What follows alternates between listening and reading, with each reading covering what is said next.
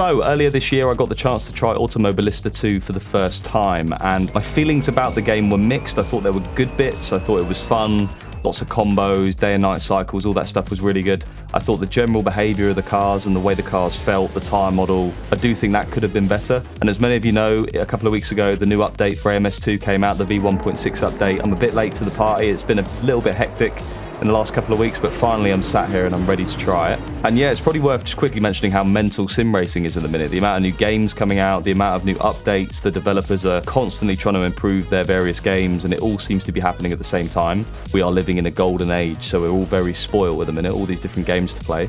But yeah, anyways, back to this video. We have an opportunity here to kill two birds with one stone and not only try out the new V1.6 update, but also, as we've been doing in other games this year, see how realistic the McLaren 720S GT3 Evo is within Automobilista 2. Now, a few of you would have seen I've done iRacing, I've done Le Mans Ultimate, I've done this particular experiment on those two platforms so far. Let's do it on AMS2. How realistic is the McLaren 720S GT3 Evo on Automobilista 2? Okay, so the way we're going to test this is pretty simple, really. It's time trial. Select the correct vehicle, which is now part of the IMSA content. So that is one of the new things in the AMS2 update, is new content, IMSA, hypercars, and along with that, the GT3s are now licensed for IMSA. Obviously, GT3s, I mean, you've got SRO GT3s, WEC GT3s, IMSA GT3s, and they all run to slightly different BOPs and specs. So, but it is the same car, the McLaren 720S GT3 Evo. You can see I've already done a little bit of lapping just to get my eye in, just, you know, so I'm not absolutely useless, but I'm still 1.3 seconds off the overall quickest time here. I think I am the quickest McLaren though, so that's all that matters.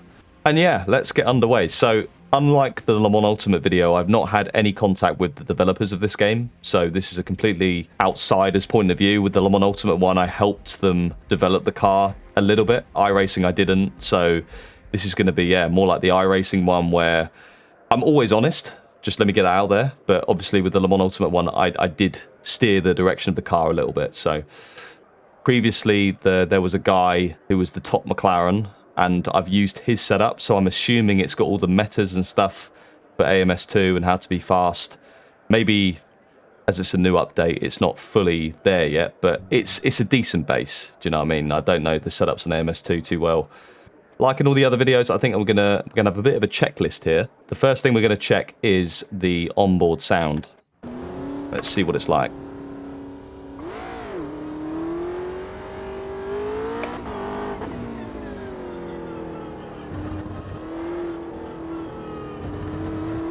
So,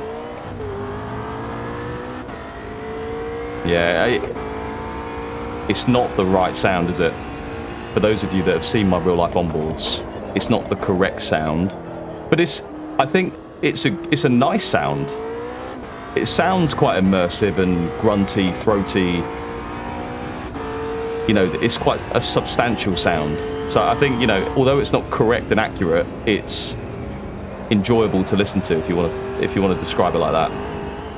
And yeah, that does spark a little question for you guys, and I want to see what you think in the comments below. When you play a sim or a racing game, do you play it for the realism or purely for fun? So would you rather the sound in this case be not accurate but sounds really good, or would you prefer it to be really accurate even if it's not the best sounding car in the world? I mean, that goes for everything, like physics, the graphics. Would you prefer it to be good and fun to drive, or accurate to real life, even if it's not that good? Let me know. Because I know what I think. I go for pure realism every single time, but I'm not sure what the general consensus is on that particular question, so I'd like to find out. Let's have a little listen.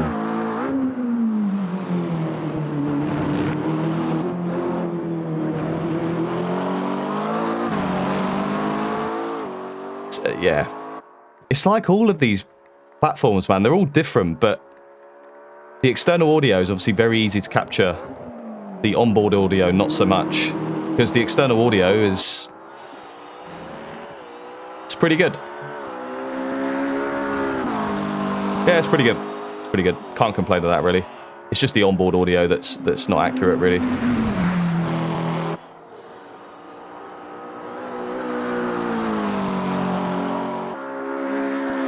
Yeah, that's definitely a McLaren 720S GT3, isn't it? So yeah, back to this a minute then. So the next thing is graphics. One of the things they've done in this update, the V1.6 update AMS2, is apparently they've improved various elements of the graphics, and I thought it was good anyway earlier in the year, but I definitely think it's slightly better now. I'm fully maxed out on the graphics, and I think that's another thing, is it's so well optimized, this game.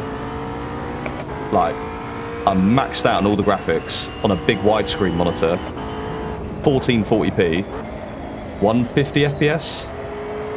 So, I mean, it's pretty good. And I think it looks so good. I honestly think it could be up there for like the best looking sim graphically. I mean, it looks so immersive. Everything looks kind of realistic. You don't really know it's a sim. Like, I do genuinely think the graphics are super good. If we go on to the important bits, which is the feeling of the car.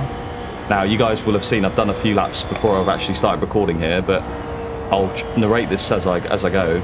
The feeling of the car, it might be slightly better than it was earlier in the year. And what I mean by that is what I mentioned earlier, the thing I heard from other people, where you can't abuse the front and rear slip angles anymore. So you can't just whack loads of steering lock on and expect it to go faster, and you can't just drift and power slide like crazy out of corners. Like, there is a limit now, which I don't think there really was before. So that's a good step, but I do generally, I think the same limitations that were there earlier in the year in terms of what's stopping this feeling realistic. And the key areas, I've had to think about this, and the key areas I think it's not realistic. So for example, when you go for a corner and you're not on the throttle or the brake, so you're just coasting through the corner, right? So literally you brake, you trail off, you go to meet your apex, and you're coasting like this. For some reason, AMS2 feels, when you're coasting, it feels way too slow. So as a driver, because it feels too slow, your natural instinct is to then hit the throttle. And what that does, I think, the driving style to be quick on this game is either on the throttle or on the brake. You're never coasting, because it's just, coasting seems to be too slow. And what that means is you end up driving with this really drifty, power slidey sort of driving style.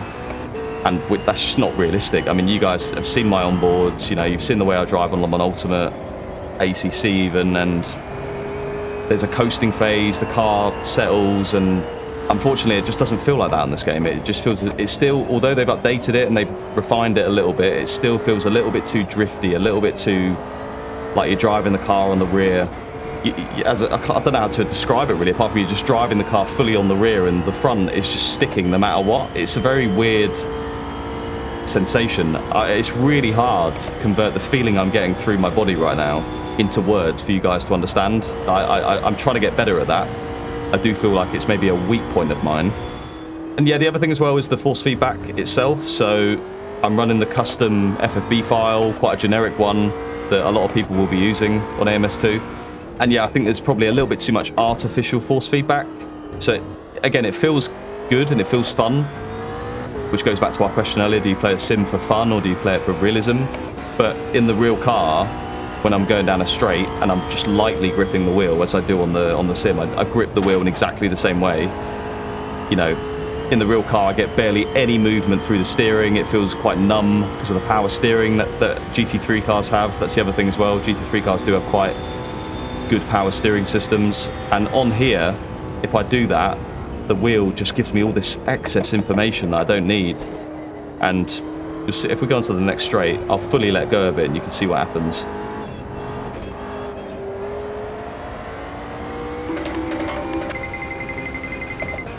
You know, I've not even got the force feedback that high. I've got it on, I think, just over 8 Newton meters. So I'm sure I could tune that out, don't get me wrong, but it does give me that general feeling anyway that AMS2, it makes it feel maybe there's too much detail. It's too alive almost, which is why it feels fun. You know, iRacing's the opposite. iRacing feels almost completely dead at times through the force feedback.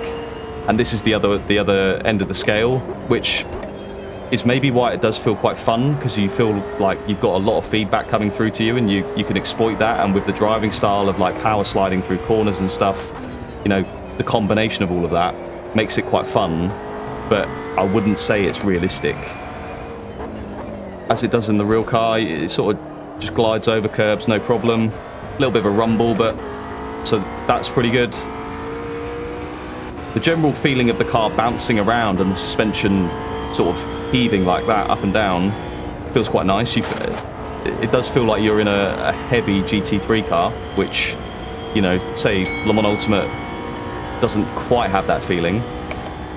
Yeah, what we'll do is we'll quickly just do this lap just to warm the tyres and brakes up, and we'll give this, try and beat that 14.7 I've done earlier, just so you can get a sense as to what it's like when I drive this game purely for lap time. But yeah, it just feels like you are completely on the rear, and like there's no steering angle at all because the car's just rotating purely with my throttle.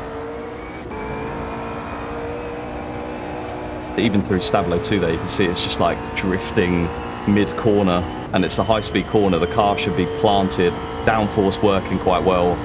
You know, you shouldn't be moving around like that. At least, you know, obviously this is my opinion, guys, you know, these aren't facts.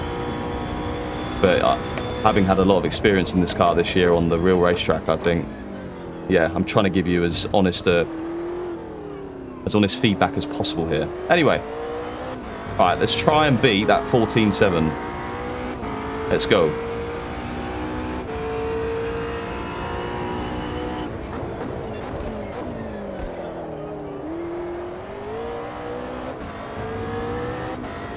You can see there,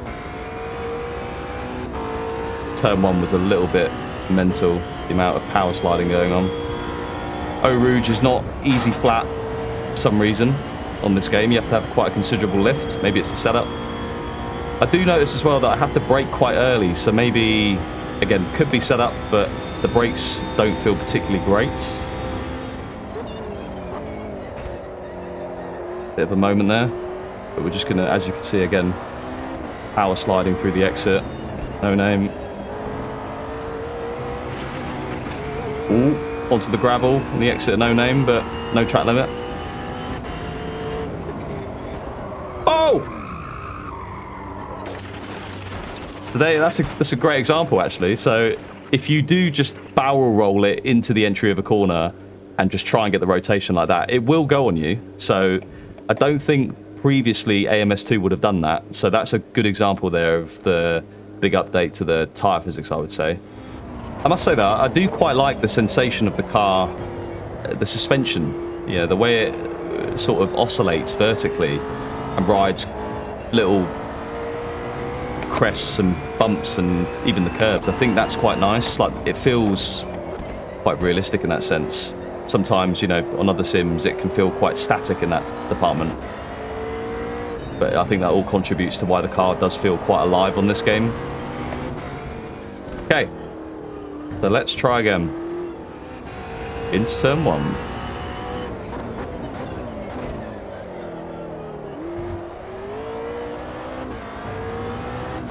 Seemed like a good turn 1. Ooh, definitely a better Eau Rouge. I think I lifted less there. That might be a good sector 1, you know. Right, not runners wide on the exit and no name. I think we gave a little bit of time up there, but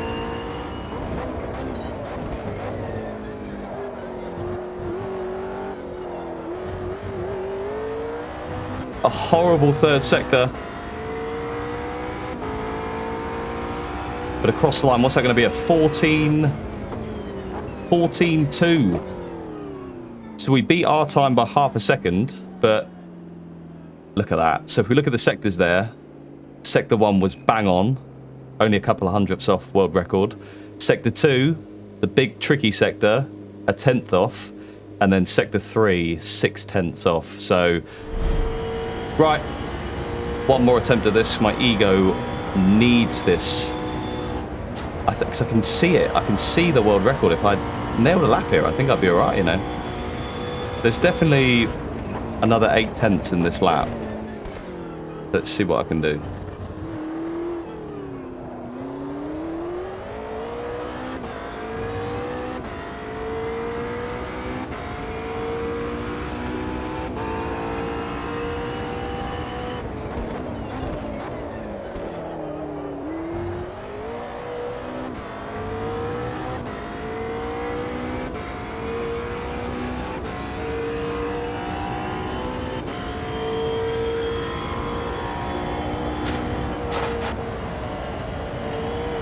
Could argue track limits at Eau Rouge, but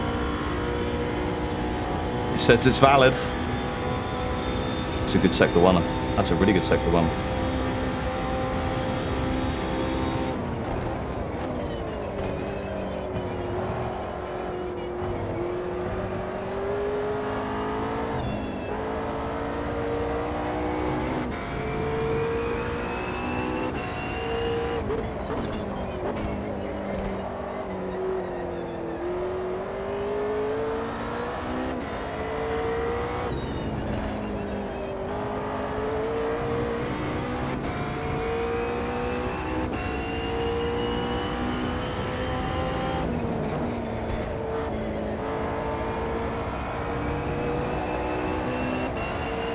Definitely a better lap so far.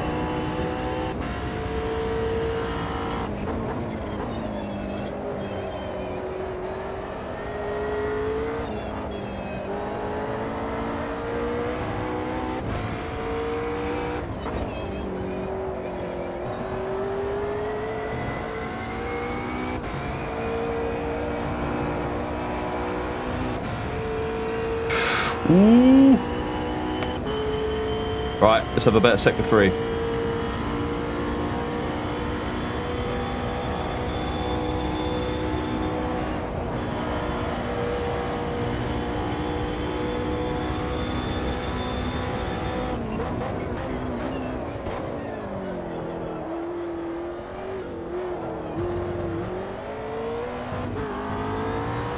Felt better. Let's see the lap time. No! 14.1. It's still quicker. It's a tenth quicker, but... So yeah, clearly our Sector 1 there was not as good. Sector 2 was good. And Sector 3 still 3 and a bit tenths off. Anyway, I'm losing my mind here in the natural trap that is a hot lapping session. I could be here all night. And that's one thing as well. That I'm sat here and I'm like, although it's not realistic, it is kind of fun. So I do get the appeal, to be fair. But yeah, you can see I ended up there, P4 overall on the leaderboard.